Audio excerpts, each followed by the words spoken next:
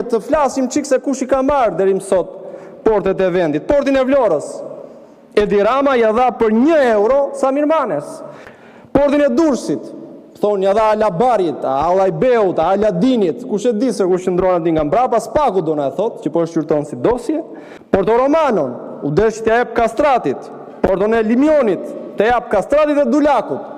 Kryeministri ynë vizionar ka vendosur që t'i ndryshoj funksionin 2600 vjeçar porteve tona detare, sepse që në antikitet porti Durrësit, porti Vlorës, sa më vonë edhe Porto Romano kanë qenë qendra nevralgjike të tregtisë në detin Mesdhe.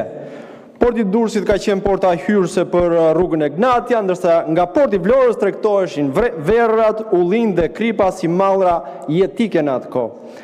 Në periudhën mesjetare, këto porte ishin ndërqendja kryesore tregtare të perandorisë bizantine, më pas të venecianëve, më pas të otomanëve.